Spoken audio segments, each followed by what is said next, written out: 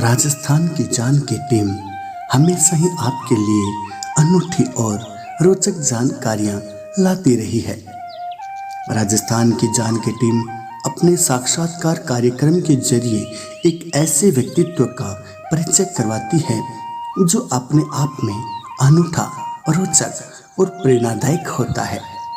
आज हमारी टीम पहुंची है सरदार शहर की रतनगढ़ रोड पर स्थित ओशो धाम में। ओशो धाम इस मरुभूमि पर प्राकृतिक सौंदर्य का अनूठा उदाहरण है। यहाँ जब भी कोई व्यक्ति आता है तो वह अपने आप को प्रकृति की गोद में एकाग्रचित महसूस करता है, क्योंकि यह पवित्र स्थल प्राकृतिक सौंदर्य से ओतप्रोत है। यहाँ हर तरफ आपको एक ऊर्जा का एहसास होता है जो आपको शांतचित्त करता है। इस पवित्र स्थल पर आपको प्राकृतिक संगीत का आभास होता है। यहाँ हवाएं गुनगुनाती हैं, पक्षी गाते हैं और झरनों का संगीत बहता रहता है। ओशो धाम में जगह जगह पर बुद्ध की प्रतिमा देखने को मिलती है। आप जैसे ही इन प्रतिमाओं का दीदार करते हैं तो आपका मन आध्यात्म के सागर की लहरों में हिलोरे खाते महसूस करने लगता है। आपका मन निर्विचार होकर प्रसन्नचित्त और एकाग्रचित्त होने लगता है।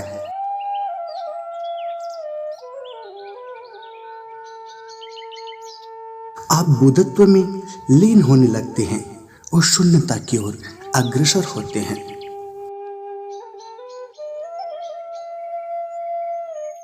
ओशो धाम में स्थापित सफेद संगमरमर की ओशो प्रतिमा ओशो धाम की सौंदर्य को चार चांद लगा देती है। इस ओशो प्रतिमा के साथ आप ओशो को अपने समक्ष महसूस करने लगते हैं और आप चलते फिरते ध्यान मुद्रा में स्वयं को महसूस करने लगते हैं।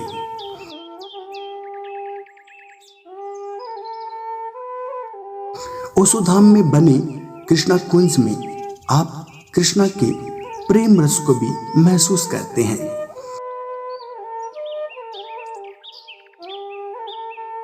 कृष्ण कुंज में आप मोर को भी विचरण करते देख सकते हैं। यहाँ के पेड़ों के तने स्वतः ही आकर्षक आकार और रूप बना लेते हैं। ओशो धाम में प्रस्तावित ओशो समाधि स्थल भी मौजूद है। यहाँ भविष्य के निकटतम समय में ओशो अनुयायियों के लिए समाधि स्थल का निर्माण करवाया जाएगा, जहाँ सभी ओशो प्रेमी अपनी ध्यान क्रियाएं कर सकेंगे। प्राकृतिक सौंदर्य के बीच इस ओशो धाम में एक पिरामिड का निर्माण भी करवाया गया है। कहा जाता है कि यह पिरामिड राजस्थान का सबसे बड़ा पिरामिड है। ध्यान और योग में पिरामिड का बड़ा ही महत्व माना जाता है।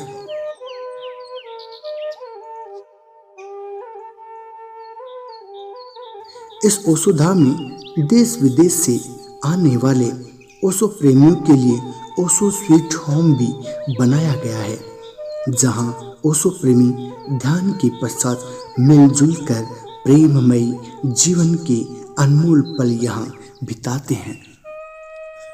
स्वामी अशोक अनुराग ओशो के विचारों से इतने ज्यादा प्रभावित हुए कि इन्होंने 1997 में ओशो आश्रम की ही स्थापना कर दी।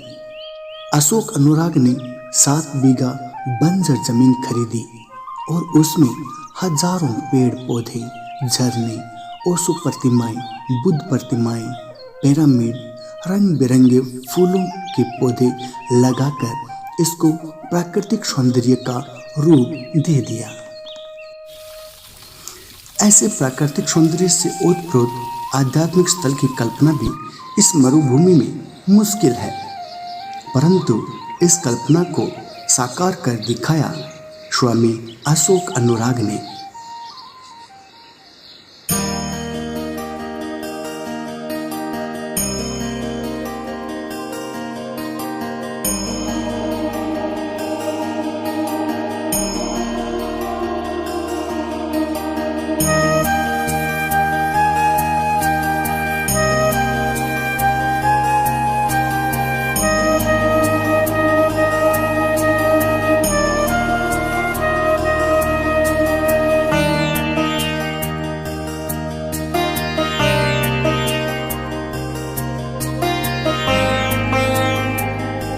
पेशे से प्रधानाचार्य अशोक अनुराग ने यह कैसे कर दिखाया, हम जानेंगे आज के इस साक्षात्कार में।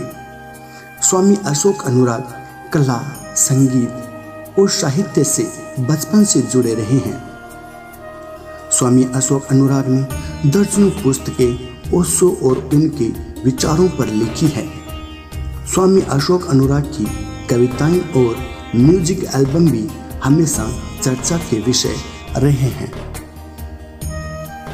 राजस्थान की जान के संपादक संजय प्रजापत के साथ आज हम जानेंगे अशोक अनुराग के जीवन के बारे में और इस ओशो धाम के बारे में।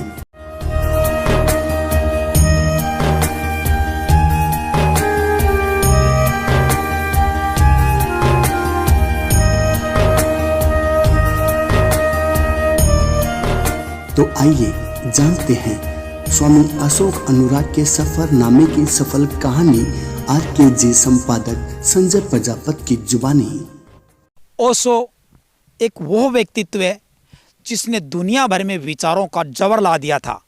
ओशो एक जापानी शब्द है जिसका अर्थ है कि वह व्यक्ति जो अपने आप को समुद्र के अंदर विलीन कर दे, एक वह प्यारा व्यक्ति जिस पर आसमान फूलों की बरसात करता हो। जी हाँ, मैं उसी ओशो की बात कर रहा हूँ जो आचार्य रजनीश थे और जिन्हें ओशो के रूप में और भगवान रजनीश के रूप में भी जाना जाता था। ओशो के दुनिया भर के अंदर लाखों अनुयायी है और ओशो के विचारों में आज भी अनेकों उनके भक्तों के अंदर ओशो के विचार है और ओशो के ध्यान को लेकर देश भर में अनेक आश्रम बने हुए हैं जिसके अंदर ओशो के ध्यान शिविर आयोजित करते हैं। राजस्थान के सरदार शहर के अंदर भी एक ओशो ध्यान आश्रम बना हुआ है। इस आश्रम की स्थापना अशोक अनुराग ने की थी। अशोक अनुराग एक शिक्षक है और इस शिक्षक ओशो के विचारों से इतने प्रभावित हुए कि उन्होंने अपनी 7 बीघा जमीन ओशो आश्रम के रूप में समर्पित कर दी और इस बंजर जमीन वीरान रेगिस्तान के अंदर अपनी अथक मेहनत के दम पर हजारों पेड़ लगा दिए और यहाँ लगता ही नहीं कि हम चूरू जिले के रेगिस्तान के अंदर है, बल्कि एक जंगल की अनुभूति होती है। और दिन रात मेहनत करके इस आश्रम को स्थापित किया गया है। यहाँ अनेक शिविर आयोजित होते रहते हैं। देश भर के ओशो अनुयायियों के साथ साथ उनके विदेशों से भी अनुयायी इस शिविर और इस ध्यान आश्रम के अंदर आ चुके हैं। इस ध्यान आश्रम की स्थापना करने वाले अशोक अनुराग से मिलते हैं और जानते हैं कि उन्होंने ओशो से किस प्रकार प्रभावित हुए और ओशो के विचारों में इस प्रकार विलीन हो गए, अपने आप को ओशो के विचारों के अंदर खो दिया और ओशो के लिए ध्यान शिविर आयोजित करके, अगर माने तो ये ध्यान आश्रम और ये ओशो आश्रम राजस्थान में अपना एक अद्भुत स्थान रखता है। यहाँ का पिरामिड भी राजस्थान का सबसे बड़ा पिरामिड है और यहाँ पर इन्होंने झील, पहाड़, टीले, वृक्ष इत्यादि बनाकर एक जंगल का रूप दिया है। तो हम जानने की कोशिश करते हैं कि ये अशोक अनुराग से कि इस आश्रम की स्थापना के साथ साथ किस प्रकार ओशो से प्रभावित हुए और ओशो के कौन से विचार हैं जिनकी वजह से वो अपने आप को ओशो के अंदर विलीन पाते हैं और ध्यान के माध्यम से भी एक अलग प्रकार का एहसास और एक अलग अनुभूति जो एक ऊर्जा देती है। तो हम मिलते हैं अशोक अनुराग से। अशोक अनुराग सरदार शहर के बोजूसर के राजकीय उच्च माध्यमिक विद्यालय के अंदर प्रधानाध्यापक है।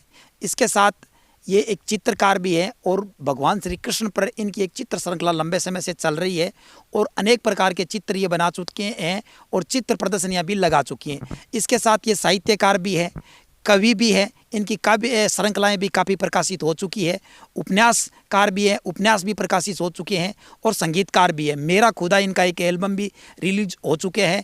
इसके साथ अनेक प्रकार के गाने और भजन ये लगातार गाते रहते हैं और संगीत में भी अपनी पकड़ अच्छी बनाए हुए हैं। इसके साथ ही ओशो से बहुत ज़्यादा प्रभावित हुए, इतने प्रभावित हुए कि इन्होंने एक ओशो बड़ा ध्यान आश्रम भी खड़ा कर दिया जो राजस्थान के अंदर चर्चाएं में है और यहाँ पर सैकड़ों ध्यान शिविर भी आयोजित हो चुके हैं जहां देश भर के लोग आ चुके हैं। हम अशोक अनुराग से जानते हैं। सर नमस्कार, आपका राजस्थान किसान स्टूडियो में। सर ओशो से किस प्रकार प्रभावित हुए कि विद्यार्थी जीवन के बाद आप ओशो से जुड़ गए और ओशो में अपने आप को विलीन कर दिया? मैं 1984 में हायर सेकेंडरी में पढ़ता था, ताल मैदान स्कूल में। और उस समय ओशो की एक किताब संभावनाओं की आहट जो मेरे हाथ लगी। मेरे मामा जी बाहर रहते थे पंजाब में, तो वहाँ से आई होगी और वो किताब मेरे हाथ लगी। उस किताब के माध्यम से मैं ओशो से जुड़ा। जैसे ही मैंने खोल के उस किताब का पहला पेज पढ़ा तो उस पेज ने ही मुझे पकड़ लिया और मेरे जीवन में ये लगा मुझे कि मुझे जिस चीज़ की तलाश थी वह वास्तविक चीज़ यही है, और वहीं से ओशो से मेरा जुड़ाव हो गया। ओशो से जुड़ाव हो गया, फिर लगातार ओशो का उस वक्त साहित्य उपलब्ध होना भी काफ़ी मुश्किल होता था। इतनी अच्छी लाइब्रेरियां भी नहीं थी और इतनी ज़्यादा यहाँ किताबें आती भी नहीं थी। तो ओशो से लगातार जुड़ने के लिए किस प्रकार के संसाधन रहे और किस प्रकार की दिक्कतें रही?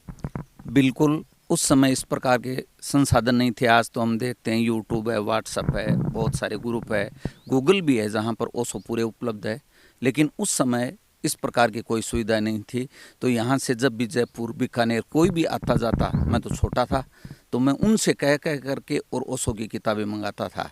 और इस प्रकार से एक किताब 2-4 महीने में पूरी करने के बाद दूसरी किताब है वह मुझे बाहर से ही मिलती थी। और जिस किसी का भी रिश्तेदार का घर आने जाने वाले का आना जाना होता तो मैं बाहर उनसे ओशो का साहित्य ज़रूर मंगवाता। और इस प्रकार से यहाँ हमारे सरदार शहर में एक बड़ी लाइब्रेरी है सार्वजनिक। उस समय ओशो का काफ़ी साहित्य होता था जो अब वहाँ उपलब्ध नहीं रहा है, क्योंकि लोग बाग जो भी एक बार ले गए वो वापस उन्होंने लाइब्रेरी तक नहीं पहुँचाया। तो वहाँ से भी मेरा बहुत पढ़ना हुआ। ओशो का साहित्य पढ़ा। ओशो अपने आप में क्या है? ओशो के वो कौन से विचार है जिसकी वजह से आप प्रभावित हुए? ओशो को धार्मिक संत मान सकते हैं, क्या माने ओशो को? दरअसल ओशो इस युग के ऋषि हैं और लोग उनके विचारों पर ज़्यादा ध्यान देते हैं। मैंने तो ये देखा है, वो एक विचारक तो है ही, लेकिन विचारक होने के साथ उनकी सबसे बड़ी बात और जो कला है वो है ध्यान। कि उन्होंने मेडिटेशन सिखाया है और ध्यान की 112 प्रकार की पद्धतियाँ दी है। वो सारी की सारी ध्यान की विधियाँ हैं, वो यूट्यूब पर भी मौजूद है। इसके साथ ही वो सारे की सारी ध्यान विधियाँ हैं, उनको संगीत के माध्यम से बनाया हुआ है। तो कोई भी साधक है वह उन ध्यान विधियों को कर सकता है। उदाहरण के लिए सक्रिय ध्यान है, कुंडलिनी ध्यान है, नटराज है, नाद ब्रह्म है, ये ओशो के ध्यान है। और उन ध्यान विधियों से गुजर करके और मुझे व्यक्तिगत अपने जीवन में बहुत फ़ायदा हुआ। इस कारण से मैं उन विधियों के माध्यम से और जो नए साधक मेरे पास आते हैं उनको भी ध्यान के माध्यम से करवाता हूँ। तो आपके दिमाग में आश्रम की बात कब आई? सुना है कि आश्रम की बात है आपके ध्यान में आने के बाद। उस समय आपके पास ज़मीन भी नहीं थी, तो उसको किस प्रकार मूर्त रूप दिया गया? दरअसल सही है, ये बड़ा संघर्ष रहा है इस बात का कि मैं एक नॉर्मल मध्यम वर्गीय परिवार से था। मेरे पिताजी अध्यापक थे, तो मेरे पास किसी प्रकार का संसाधन नहीं था। लेकिन ओशो के विचारों ने जिस रूप में मुझे प्रभावित किया, और मैं बचपन से ही प्रकृति प्रेमी था, तो इस कारण से मेरे भीतर और ये एक बात बैठ गई थी बचपन में ही कि जैसे ही मैं नौकरी लगूंगा तो गुरुदेव के लिए कोई इस प्रकार का काम करूंगा। तो जैसे ही मैं नौकरी लगा, नौकरी लगते ही मैंने लोन लेके ये ज़मीन खरीदी और सतत रूप से तब से लेकर के आज तक मैं लोन के माध्यम से और इस आश्रम को डेवलप करता जा रहा हूँ, विकसित करता जा रहा हूँ। इसके साथ साथ मैंने अपनी गृहस्थी भी चलाई है और इसके साथ मैंने अपना संन्यास जीवन भी जिया है। दोनों को मैं एक बराबर तुला में तोल करके चलता हूँ और बैलेंस में चलता हूँ। गृहस्थ जीवन और संन्यास जीवन को दोनों को बैलेंस कर चलते हैं। तो ओशो से मिलने के बारे में कभी आपकी रुचि हुई तो किस प्रकार के प्रयास रहे होंगे? दरअसल ये मेरे जीवन का दुर्भाग्य रहा कि मैं ओशो के दर्शन नहीं कर पाया, क्योंकि मैं एक गरीब परिवार से था। तो जब मैं बीएड करके नौकरी लगा सन 1990 में, और शायद मेरी नौकरी की ज्वाइनिंग थी 1 जनवरी 90, और मैंने ऐसा देखा था कि पहली सैलरी मिलने के बाद ओशो से मिलूंगा। लेकिन 19 जनवरी 1990 को ओशो ने अपना देह त्याग दिया और मैं मिलने से वंचित रह गया। ये है दुख जो मेरे जीवन का है, ओशो से नहीं मिलने का, वो ताउम्र रहेगा। फिर भी जब कोई अपना और चाहने वाला जब चला जाता है तो उसको हम कहीं ना कहीं तलाश करते रहते हैं, क्योंकि ये मानव की प्रवृत्ति होती है। तो उस मामले में हम उनसे जुड़ी हुई चीज़ों के अंदर उसको तलाशने की कोशिश करते हैं। तो इस मामले में जैसे ओशो का घर है, ओशो की स्कूल है, उनके बनाए हुए ध्यानाश्रम है, उनका पहला आश्रम है, तो उस प्रकार किन किन चीज़ों में आपने उनको ढूंढने की कोशिश की?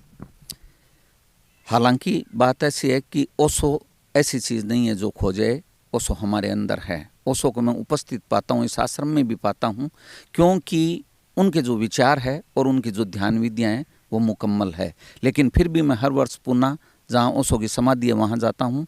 इसके साथ ही ओशो का जन्म हुआ था गाडरवाड़ा में, और उनका ननिहाल था कुछवाड़ा, जहाँ जन्म हुआ। गाडरवाड़ा पिता का घर था, तो मैं गाडरवाड़ा भी गया हुआ हूँ, कुछवाड़ा भी गया हुआ हूँ।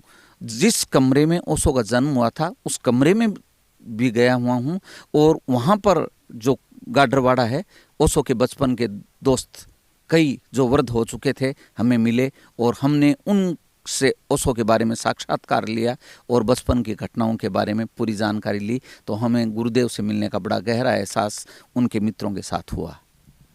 ओशो ने अपना बचपन और अपनी युवावस्था जिन गलियों के अंदर और जिस जगह पर बिताई, उन जगहों पर भी जाकर अनुराग सर ने वहाँ भी अपना समय बिताया, और ओशो की तरह और ओशो को जीने का इन्होंने वहाँ पर प्रयास किया। तो सर यहाँ पे अब बात हम आश्रम बनाने की कर रहे थे, तो आश्रम बनाने के लिए का विचार आने के बाद किस प्रकार की परिस्थितियाँ रही, और ओशो के आश्रम में ऐसा क्या होता है कि जिनसे आप ओशो को पाते हैं, तो वो कौन कौन सी जो चीज़ें हैं जो आश्रम के अंदर होनी चाहिए जिससे ये लगे कि ये ओशो आश्रम है? ओशो की सबसे बड़ी देन है वो है ध्यान, और ध्यान का अर्थ होता है निर्विचार चित्त, अपने आप को विलीन कर देना, खो देना, कि स्वयं की सत्ता है वह न रहे। उस अनुभूति को ओशो की विधियों के माध्यम से हमने पाया है। इसलिए ध्यान करने वाला साधक कोई भी हो चाहे, वह ध्यान के माध्यम से और स्वयं है निर्विचार, निर्विकल्प हो जाता है। हमने वह चीज़ ओशो की ध्यान विधियों के माध्यम से हासिल की है। इसलिए ओशो का अभाव हमें नहीं खलता, बल्कि हर वक्त ऐसा लगता है जैसे ओशो हमारे साथ ही हैं। ओशो आपके साथ है। जैसा कि ओशो ने ध्यान के लिए पिरामिड एक वैज्ञानिक आधार भी बताया था, तो राजस्थान का सबसे बड़ा पिरामिड भी इसी आश्रम के अंदर है। तो उस पिरामिड की का क्या वैज्ञानिक आधार है, और जो पिरामिड यहाँ पे है तो क्या वो राजस्थान के का सबसे बड़ा पिरामिड माना जा सकता है? दरअसल जहाँ तक मेरे ध्यान में है, वो राजस्थान के आश्रमों में पिरामिड यहाँ पर सरदार शहर में है, और पिरामिड के बारे में ओशो की देशना भी है। दूसरे पुणे आश्रम में भी पिरामिड है बहुत बड़ा। यहाँ पर जो पिरामिड है वह 40 बाई 40 का है, और पिरामिड में ऐसा वैज्ञानिक आधार बताया जाता है कि व्यक्ति की ऊर्जा है वह 6 गुना बढ़ जाती है, या ध्यान में 6 गुना समय कम लगता है। दोनों में से हम बात किसी रूप में कहें वो एक ही बात है। इस कारण से हमने प्रयास करके ओशो की देशना के आधार पर और यहाँ ध्यान करने के लिए पिरामिड बनाया। और मैंने कई व्यक्तियों में भी देखा ऐसा कि जैसे बहुत बार यहाँ पर लेबर हमारे आश्रम में काम करने वाले होते हैं, वो नॉर्मल होते हैं, लेकिन फिर भी वो जैसे ही पिरामिड में प्रवेश करते हैं वहाँ जाकर के वो बताते हैं कि मुझे यहाँ पर बड़ी गहरी अनुभूति हुई, मुझे यहाँ पर बड़ी गहरी शांति मिली। तो पिरामिड का जो साक्षात रूप से और उसकी जो एनर्जी है उसको भी हम देख रहे हैं। तो राजस्थान का सबसे बड़ा पिरामिड यहाँ पर बनाया गया है, जो ध्यान के लिए उसका बहुत बड़ा वैज्ञानिक महत्व है, और यहाँ पर जो ध्यान के अंदर है वो कम समय के अंदर ही आदमी ध्यान के अपना ध्यान केंद्रित करने में सफल हो जाता है। इसके साथ भी इन्होंने बहुत सारा ओशो साहित्य भी पढ़ा, और यहाँ तक कि ओशो का साहित्य पढ़ने के बाद इन्होंने ओशो पर भी ही किताबें लिख दी। तो सर आपकी ओशो पे में कौन सी किताबें हैं? मैं साहित्यकार के रूप में तो कविताएं और उपन्यास और कहानियां ज़्यादा लिखता हूं, लेकिन कविता के रूप में मेरा एक खंड काव्य है समय में समय के पार, वह ओशो पर प्रकाशित हुआ है। इसके साथ ही ओशो के सर वो कौन से साधक रहे हैं जिनसे आप मिले हैं और उनको ओशो के साथ रहने का सौभाग्य प्राप्त हुआ है, तो उनसे मिलकर किस प्रकार लगा, और उनमें से बहुत सारे यहाँ इस आश्रम में भी आ चुके हैं, उनके भी नाम बताएं। बहुत सारे साधक हैं यहाँ पर जो आते जाते रहते हैं, और मैं भी पुणे आश्रम में ओशो धाम दिल्ली आश्रम में और बड़े आश्रमों में जाता रहता हूँ, तो ओशो के जितने भी सीनियर सन्यासी हैं उन सन्यासियों से मेरी मुलाकात होती रहती है और उनसे भी ओशो की खुशबू है वो मुझे मिलती रहती है। क्योंकि जो सन्यासी जैसे माँ धर्मज्योति है, माँ नीलम है, चैतन्य कीर्ति है, वो सब ओशो के साथ चले हुए और सब ने ओशो पर संस्मरण लिखे हैं और संस्मरण वो ध्यान शिविरों में बताते भी हैं, तो उनके माध्यम से हमें बड़ी ऊर्जा मिलती है, ओशो की खुशबू में जीने का सौभाग्य मिलता है। कोरोना काल के अंदर शिविर नहीं हो पाए हैं, तो अब अगला शिविर कब तक होने की संभावना है? हालांकि कोरोना में दिक्कत रही, लेकिन फिर भी हमारा एक शिविर था जो कोरोना के कारण से और हमें बीच में कैंसिल करना पड़ा था। उसके बाद एक शिविर हमने जनवरी में सरकार से इजाज़त लेके आयोजित कर लिया था 21 में। अब अगला शिविर है, अगर परिस्थितियां ठीक रही कोरोना के अनुसार, तो अक्टूबर में ध्यान शिविर होने जा रहा है, जिसकी सूचना आप सब लोगों को समय पर दी जाएगी। सुना है कि ओशो है वो सभी धर्मों को मानते थे और किसी धर्म को नहीं मानते थे। ओशो ने सभी धर्मों के पाखंडों पर प्रहार भी किया था। तो ओशो अपने आप के अंदर एक पाखंड मुक्त धर्म की उन्होंने स्थापना की थी जो मानवता को सिखाता है। बिल्कुल, ओशो अखंड मनुष्य को मानते हैं और वो कहते हैं नया मनुष्य उसके लिए। तो ओशो है वह किसी भी एक धर्म न उन्होंने अपना कोई धर्म दिया है, वो धर्म से ऊपर मनुष्य को रखते हैं और मनुष्यता ही धर्म है, ये उनका संदेश है। ये उनका संदेश है। तो आश्रम के अंदर बहुत सारे शिविर भी लगाए जा चुके हैं, तो राजस्थान के अलावा बहुत सारे प्रदेशों से भी यहाँ पर लोग आते हैं। तो विदेशों से कौन कौन से देशों से यहाँ पे ओशो के साधक आ चुके हैं? देश प्रदेश से सभी जगहों से यहाँ पर आते हैं, जैसे स्वीडन है, कोरिया है, वहाँ के साधक भी कई बार यहाँ पर आए हैं और 10-15 दिन आश्रम में गुजार के जाते हैं। उसके साथ भारत के तो जैसे हरियाणा है, पंजाब है, दिल्ली है, हर शिविर में वहाँ के साधक है वो यहाँ पर आते रहते हैं। गुरुदेव, संगीत का और धर्म का क्या संबंध है? संगीत और धर्म का अगर परस्पर देखें तो बड़ा गहरा नाता है। धर्म केवल मैं विचार नहीं मानता, धर्म का अर्थ है ध्यान। अगर कोई ध्यान नहीं करता है तो मैं उसको धार्मिक व्यक्ति नहीं मानता। और संगीत अपने आप में इतनी गहरी कला है कि उसके माध्यम से व्यक्ति का स्वतः ही ध्यान लग जाता है। इस कारण से आप देख लीजिए कि हमारे शास्त्रीय गायक है जितने भी भारत में, वो सारे ऐसे आपको लगेंगे जैसे ध्यानस्थ है। तो ध्यान और संगीत का बड़ा गहरा संबंध है। तो संगीत जिस प्रकार साधना है, तो ध्यान के अंदर भी संगीत कारगर है या ध्यान संगीत के माध्यम से भंग होता है? नहीं, बिल्कुल संगीत को ध्यान के लिए सीढ़ी के रूप में काम में लिया जा सकता है। ओशो ने ये बड़ा गहन प्रयोग किया है, क्योंकि उनकी बहुत सारी विधियां हैं, उनकी ध्यान विधियां, और संगीत के माध्यम से है वह उनका जुड़ाव रहता है। बाकी भी आप शिविरों में देख लें, चाहे तो साधकों को चाहे हंसाने के लिए चाहे नचाने के लिए संगीत का प्रयोग किया जाता है। संगीत एक विधि के रूप में है जिसका प्रयोग किया जाए। संगीत तब तक सार्थक है जब तक वह मनुष्य को ध्यान की ओर ले जाए। ईश्वर, गुरुदेव, जो ईश्वर है, जो परम सत्ता है, जो इस ब्रह्मांड को संचालित कर रहा है, तो क्या ये माना जा सकता है कि जो ये परम सत्ता है वो अपने अंदर ही है, तो उसको बाहर खोजने के बजाय अपने अंदर खोजा जाए, और अपने अंदर खोजने के लिए ध्यान उसका पहला मार्ग है और महत्वपूर्ण मार्ग है? ओशो के अनुसार ईश्वर कोई ऐसा व्यक्ति नहीं है जो ऊंचे आकाश में किसी आसन पर बैठा हो, बल्कि ये पूरा जो अस्तित्व है, होल एग्जिस्टेंस, वही ईश्वर है। और उसकी सत्ता व्यक्ति ध्यान और समाधि के माध्यम से अपने भीतर पा सकता है। आप उस परम सत्ता से स्वयं को विलीन करके एक हो जाते हैं। यही ध्यान विधियों की सार्थकता है। यही ध्यान विधियों की सार्थकता है। इस आश्रम में के अंदर गुरुदेव, और आपके मतलब कौन कौन से जो प्रोजेक्ट हैं जिनको पूरा किया जाना है, और आप इसमें दिन रात लगे रहते हैं? यहाँ पे अशोक जी अनुराग हैं, वो मेरे गुरु भी रहे हैं। तो यहाँ ये सुबह 4 बजे आ जाते हैं और यहाँ पे काफ़ी श्रम करते हैं, ध्यान भी करते हैं, योग भी करते हैं, और इस आश्रम को प्राकृतिक रूप से और अच्छा बनाने की कोशिश करते हैं, ताकि ये ओशो के साधक यहाँ से ज़्यादा आ पाएँ और ध्यान कर पाएँ। और यहाँ तक कि इस आश्रम का असर देखने को यह मिल रहा है कि यहाँ के युवाओं का भी रुझान यहाँ पे लगातार बढ़ रहा है। जो युवा आज है वो क्रिकेट जैसे खेल और फिल्मी दुनिया की चकाचौंध में खोते जा रहे हैं और मोबाइल के अंदर भी वो खोते जा रहे हैं, लेकिन इस आश्रम की ओर भी युवाओं का रुझान है। तो युवा भी यहाँ पे बहुत सारे आ रहे हैं इस आश्रम के अंदर गुरुदेव। बिल्कुल, ओशो से प्राय सारे युवा ही जुड़ते हैं। यहाँ पर समय समय पर जो शैक्षिक संस्थाएं हैं उनसे एनएसएस के शिविर होते हैं, तो वो एनएसएस के शिविर में एक दिन के लिए यहाँ पर लेके आते हैं, तो बच्चे सफाई भी करके जाते हैं और उसके साथ 3 से 4 घंटे का मैं सत्र लेता हूँ ध्यान का, तो उनको एक जीवन में नया आनंद और नई अनुभूति होती है। ओशो इतने आधुनिक और नए विचारों के हैं कि उनसे जैसे ही युवा संपर्क में आता है वह जुड़ जाता है। ध्यान के अंदर गुरुदेव मैंने यहाँ पे 2 चीज़ें देखी है। एक तो ध्यान के लिए आदमी अकेला बैठकर एकाग्रता के साथ ध्यान करता है, और एक संगीत की धुनों के अंदर आदमी है जब नाचता है, गाता है और उसमें एकदम संगीत के अंदर डूब जाता है। तो दोनों में से प्रभावशाली ध्यान कौन सा है? ध्यान का अर्थ है निर्विचार होना। संगीत को केवल उसकी सीढ़ी के रूप में प्रयोग किया जाता है, फिर संगीत बंद कर दिया जाता है। तो आपको गहरे में एकांत में मौन में ही जाना होता है, उसका नाम ध्यान है।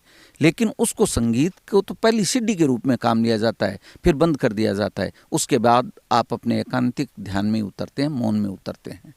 जब आदमी आश्रम के अंदर प्रवेश करता है तो वो अनेक विचारों के अंदर खोया हुआ होता है, अनेक विचारों के अंदर उसकी यात्राएं जारी रहती है। तो जब वो संगीत के माध्यम से उन विचारों से उस आदमी को अलग करना माना जा सकता है। इस रूप में भी देखा जा सकता है, लेकिन ऐसा कोई उद्देश्य नहीं है। वह उद्देश्य अपने आप यह है कि व्यक्ति जब संसार से आश्रम में आता है तो बहुत सारी चीज़ें जो उसके दिमाग में चल रही होती है, यहाँ के वातावरण में आकर के वह उसका विस्मरण हो जाता है। और फिर जैसे ही वह पिरामिड में और ध्यान कक्ष में प्रवेश करता है तो जो भी मास्टर होता है, जो ध्यान करवाने वाला होता है, वह उनको संगीत के माध्यम से और मूल मौन पर ले आता है। गुरुदेव की 20 किताबें अब तक प्रकाशित हो चुकी है, जिनमें ज़्यादातर काव्य संग्रह है, एक उपन्यास भी है, ओशो पर भी इनकी किताबें आई है। तो गुरुदेव आपको जो आपने लिखी है, एक एक शब्द आपने लिखा है, काफ़ी उसमें मेहनत की है, आपके लिए सभी किताबें महत्वपूर्ण है। फिर भी मैं आपसे यह जानना चाहूँगा कि अगर आपसे पूछे कि अब तक की कौन सी किताब आपको सबसे अच्छी लगी? ये चीज़ आपको पाठक बता सकते हैं, मैं नहीं बता सकता, क्योंकि जैसे एक माँ के लिए उसके सारे पुत्र प्रिय होते हैं, वैसे मेरे लिए 20 किताब प्रिय है। और जो कुछ लिखने का प्रयास किया है वह सार्थक प्रयास किया है।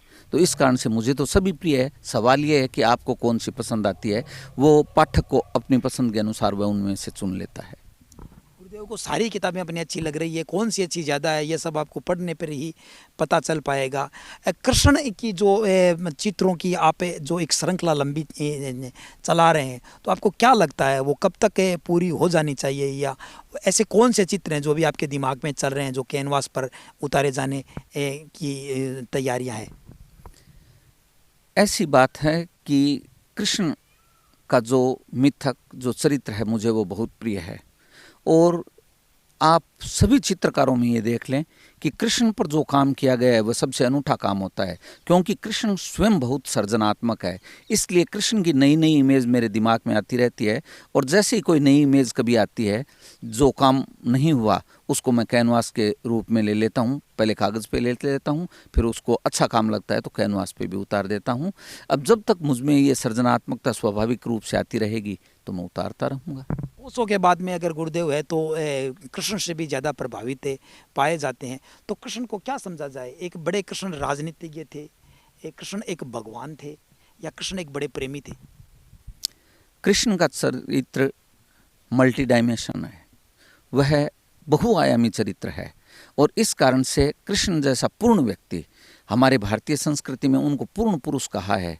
तो वे सब कुछ है, राजनीति के वो केंद्र में नहीं है। वो परिस्थितियाँ थी तात्कालीन कि वहाँ राजनीति में उनको उतरना पड़ा, लेकिन समाज के लिए, लेकिन उनका वो मंतव्य नहीं था। कृष्ण है, वे एक बुद्ध पुरुष है और वो ब्रह्म हैं। कृष्ण है वो एक बुद्ध पुरुष है और वो कृष्ण है एक ब्रह्म है। और ओशो ने भी कृष्ण का बहुत सम्मान किया और कृष्ण के लिए बहुत सारी बातें लिखी है। मुझे नहीं लगता कि ऐसा कोई ओशो का जो प्रवचन रहा होगा जिसमें उन्होंने श्री कृष्ण का जिक्र नहीं किया होगा। तो निश्चित रूप से ओशो के माध्यम से कृष्ण को भी गुरुदेव है वो एक विराट व्यक्तित्व मानते हैं और उनके पर भी चित्र श्रृंखला चला रहे हैं। आने वाले समय में कौन कौन से चित्र हैं कृष्ण के आपके दिमाग के अंदर जो कैनवास पर उतारने के लिए आप उतावले नजर आते हैं? शायद इस प्रश्न का उत्तर नहीं दिया जा सकता, क्योंकि जो सर्जन है वो अचानक उतरता है। उसके लिए मैं कुछ आयोजन नहीं करता हूँ। जैसे ही कोई नई इमेज मेरे दिमाग में आती है उसको मैं अंकित कर देता हूँ। तो ये नहीं कहा जा सकता कि कल मैं क्या करने वाला हूँ। जो भी चीज़ चाहे लेखन में हो, चाहे संगीत में हो, चाहे चित्रकला में हो, मेरे अचानक उभरती है और उसको मैं अप्लाई कर देता हूँ। बहुत सारे लोगों का मत है कि सर्जन के लिए पहले अर्जन ज़रूरी है, ये कि कितना सही है? सभी कलाओं में और सभी साधनाओं के लिए अर्जन तो ज़रूरी है, और वो आदमी का, साधक का एक एफर्ट होता है, एक प्रयास होता है। लेकिन प्रयास से सब कुछ नहीं पाया जा सकता है। प्रयास एक बुनियाद है, प्रयास एक नींव है। वह नींव अगर हमने रख ली तो उस पर कोई भी भवन है वो अच्छा खड़ा हो सकता है, तो उसको माना जाता है।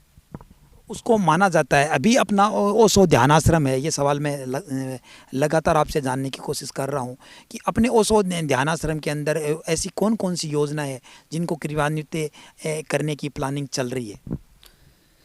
अभी यहाँ पर एक ओशो की समाधि बनना बाकी है कि जिसमें मौन, साइलेंट सिटिंग जिसको हम कहते हैं वो हो सके, तो एक समाधि के रूप में यहाँ समाधि बनानी बाकी है। यहाँ पर कम से कम 8 और 10 कमरे हम साधकों के लिए चाहते हैं, क्योंकि साधकों के रहने के लिए यहाँ डोरमेट्री है, लेकिन रहने के लिए अलग से कमरे नहीं है, वो सुविधा देने चाहते हैं। आश्रम में मुख्य मार्ग से लेकर के और ध्यान कक्ष, पिरामिड तक सड़क नहीं है, तो उस सड़क के लिए भी अभी हम प्रयास कर रहे हैं कि हमें वो सड़क भी बनानी है। इस प्रकार से ये सतत चलने वाले कार्य हैं जिनमें जब तक मेरा जीवन है तब तक चलते रहेंगे। ओशो की वो कौन सी खासियत है कि लंबे समय बीत जाने के बाद भी ओशो के जो अनुयायी कम नहीं हो रहे हैं? आने वाली युवा पीढ़ी चाहे उन्होंने उनको ना देखा हो फिर भी वो प्रभावित नज़र आते हैं। और सोशल मीडिया भी मैं देखता हूँ तो वो भी ओशो से भरा हुआ रहता है। दरअसल ओशो भविष्य है और अपने समय से पहले आ गए, तो लोगों को पहचानने में देर हो रही है। इसलिए जैसे जैसे समय बीतेगा लोग ओशो को पहचानते जाएंगे, और यही कारण है कि जैसे जैसे पहचानते जा रहे हैं, अभी भी मैं आपको कह रहा हूँ कि ओशो को पहचानने में 100 साल लगेंगे, तो ओशो का भविष्य है। तो क्या माना जा सकता है कि 100 साल बाद है वो पूरी दुनिया ओशो में हो जाएगी? बिल्कुल। जिस नए मनुष्य की ओशो ने बात उठाई है, बात की है, उस नए मनुष्य का जोरवादी बुद्धा उन्होंने जो दिया है, निश्चित रूप से आने वाले भविष्य के लिए वह मनुष्य होगा। और इसके लिए सारे लोग, सारे युवा जितने भी हैं, वो ओशो से जुड़ते जाएंगे। ओशो ने सभी धर्मों के पाखंडों पर चोट की थी जिस प्रकार कबीर ने की थी, और सभी महापुरुषों का सम्मान भी किया था, उनके गुणों का व्याख्यान भी किया था। इसके साथ इस आश्रम के अंदर है बुद्ध की, ओशो की काफ़ी प्रतिमाएं और आकृतियां लगाई गई है। और ओशो गुरुदेव जैसा कि बताते हैं वो तो एक विचार है, विचारों के माध्यम से उनको है वो महसूस किया जा सकता है। इस आश्रम की सबसे बड़ी जो खासियत है, यहाँ आते ही मन लग जाता है और यहाँ की जो छटा है वो बहने लगती है, वो यहाँ की प्राकृतिक छटा है। तो यहाँ पर जो बहुत सारे पेड़ लगे हुए हैं, तो गुरुदेव लगभग कितने पेड़ हैं यहाँ पर? पानी भी खारा है, मीठा पानी है भी नहीं, और पहले यहाँ पानी था भी नहीं। तो किस प्रकार यहाँ पर पेड़ लगाए गए? काफ़ी मुश्किल से लगे, और अब तो एक घना जंगल नज़र आता है। तो लगभग कितने प्रकार के पेड़ होंगे? 20 से 25 प्रकार के आश्रम में पेड़ हैं, और लगाने में कठिनाई तो ऐसा ही कि डेजर्ट में पेड़ लगता नहीं है आसानी से, और गर्मी और सर्दी दोनों ही ऋतुओं में कठिनाई रहती है। तो जब मैंने ये ज़मीन आश्रम के बाबत ली थी तो यहाँ पर पानी भी नहीं था, बिजली भी नहीं थी। मैंने सरकारी स्तर पर प्रयास किए तो मुझे पानी का एक कनेक्शन मिला। उससे पहले ऊँट गाड़े से पानी डलवाना पड़ता था। उसके बाद एक वाटर सप्लाई का नल मिला, तो उससे बूंद बूंद सिंचाई से मैंने इन पेड़ों को लगाया। और सारे पेड़ ऐसा भी नहीं है कि लेबर से एक दिन में लगवाए हों, बल्कि मैं इस आश्रम में एक धीरे धीरे शुरुआत की। तो मैंने पहले 1 बीघा में, फिर 2 बीघा में, फिर 3 बीघा में हर वर्ष पेड़ लगाता गया, और इस प्रकार पीछे से लेकर के आज आप देखते हैं कि गेट तक पेड़ हो गए हैं। तो ये पेड़ सारे कर्मिक रूप से लगाए हुए हैं और बूंद बूंद सिंचाई से इनको बनाया गया है। बूंद सिंचाई से पर्यावरण के क्षेत्र के अंदर देखें तो काफ़ी बड़ा काम हो गया। 7 बीघा के अंदर अपन देखें तो पेड़ ही पेड़ नज़र आते हैं और एकदम हरियाली नज़र आती है, एक जंगल नज़र आता है। तो निश्चित रूप से जिस प्रकार गुरुदेव ने कहा कि किताबों को वो अपने बच्चों की तरह देखते हैं, तो उसी प्रकार वृक्षों को भी बच्चों की तरह पाला गया है, तभी ये यहाँ पर बड़े हुए हैं। तो निश्चित रूप से सरदार शहर के अंदर अगर पर्यावरण की दृष्टि से और पेड़ों की दृष्टि से देखें तो सबसे घनी हरियाली वाला क्षेत्र है वो सरदार शहर का ओशो आश्रम है। यहाँ आते ही सुकून मिलता है। तो निश्चित रूप से जहाँ आदमी का मन लगे और जहाँ आदमी अच्छा महसूस करे वो जगह है निश्चित रूप से पवित्र होती है। और ओशो ध्यान के माध्यम से है, वो जो परम सत्ता है, ये जो ईश्वर है वो कोई व्यक्ति नहीं है जो सिंहासन पे बैठा है, ये बात गुरुदेव ने बताई भी थी। तो लेकिन जो विराट सत्ता है, जो विराट अस्तित्व है, जो प्रकृति का जो संचालन कर रहा है, वो सब कुछ जो जिस प्रकार ब्रह्मांड के अंदर है उसी प्रकार एक ब्रह्मांड अपने अंदर है। तो निश्चित रूप से ध्यान के माध्यम से उस परम सत्ता को अपने अंदर से खोजा जा सकता है, महसूस किया जा सकता है। ये सब बहुत बड़ी आध्यात्म की बातें हैं। तो निश्चित रूप से इस ओशो आश्रम में आएँ और विजिट करें और ओशो के विचारों को यहाँ पर जानें और यहाँ पर समझें। तो मैं गुरुदेव अशोक अनुराग से एक अंतिम सवाल लेने से पहले ये बात भी पूछ लेता हूँ, गुरुदेव आप का अनुराग उपनाम कैसे पड़ा? बचपन से ही साहित्य में रुचि थी और इस कारण मैंने जब लेखन शुरू किया कॉलेज टाइम से, फर्स्ट ईयर से, तो अनुराग शब्द का अर्थ होता है प्रेम, और ये शब्द मुझे प्रिय रहा है बचपन से ही। इस कारण से मैंने अपने नाम के आगे अनुराग लगाना शुरू कर दिया और साहित्य में सब मुझे अनुराग के नाम से ही जानते हैं और संन्यास जीवन में भी स्वामी अनुराग के नाम से ही जानते हैं। स्वामी अनुराग के नाम से जानते हैं। अनुराग का अर्थ प्रेम होता है, जो प्रेम इनको प्रिय है और बिना प्रेम के प्रकृति का अस्तित्व है ही नहीं है। चाहे पेड़ पौधे हो, जीव जंतु हो या मानव हो, तो प्रेम ही जीवन है और प्रेम में ही जीवन है।